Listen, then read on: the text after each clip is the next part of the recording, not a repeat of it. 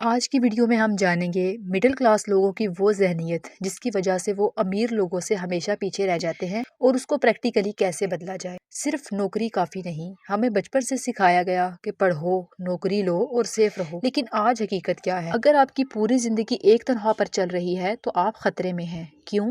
کیونکہ مہنگائی بڑھ رہی ہے، اخراجات بڑھ رہے ہیں، لیکن تنخواہ اتنی تیزی سے نہیں بڑھتی۔ اگر آپ کی پوری زندگی ایک تنخواہ پر کھڑی ہے تو وہ ایک ٹانگ والی کرسی ہے۔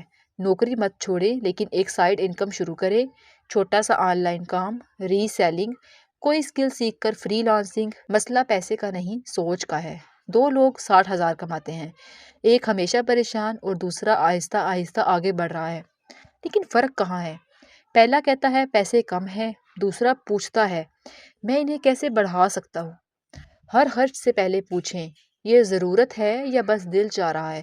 ہر مسئلے میں پوچھیں اس میں موقع کیا ہے۔ یہ چھوٹے سوال آپ کی زندگی بدل دیں گے۔ تنخواہ سکون دیتی ہے، آزادی نہیں۔ تنخواہ اچھی لگتی ہے کیونکہ وہ ریگولر آتی ہے، لیکن اگر کل وہ رک جائے تو کاروباری ذہنیت یہ نہیں کہتی کہ سب چھوڑ دو، وہ کہتی ہے اگر یہ بند ہوا تو میرا دوسرا راستہ کیا ہے؟ تو کیا کرنا چاہیے؟ اپنی اسکل بڑھائیں، صرف وقت کے بدلے پیسے نہ لیں۔ کوئی ایسا کام بنائیں جو آپ سو رہے ہوں تب بھی تھوڑا کما رہا ہو۔ مثلاً اگر آپ پڑھاتے ہیں تو ریکارڈڈ کورس بنا لیں، اگر آپ کپڑے بیچتے ہیں تو آن لائن پیج بنا لیں۔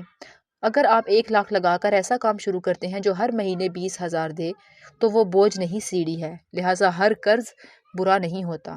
قرض لینے سے پہلے 3 سوال پوچھیں۔ کیا یہ چیز مجھے کمائی دے گی؟ کیا میں حساب سمجھتا ہوں؟ کیا میں جذبات میں فیصلہ کر رہا ہوں؟ اگر جواب صاف نہیں تو رک جائیں۔ اصل معیشت آپ کے اندر ہے۔ ایک ہی ملک میں، ایک ہی حالات میں کچھ لوگ آگے بڑھ رہے ہیں اور کچھ لوگ صرف شکایت کر رہے ہیں۔ فرق حالات کا نہیں، فرق اندرونی طاقت کا ہے۔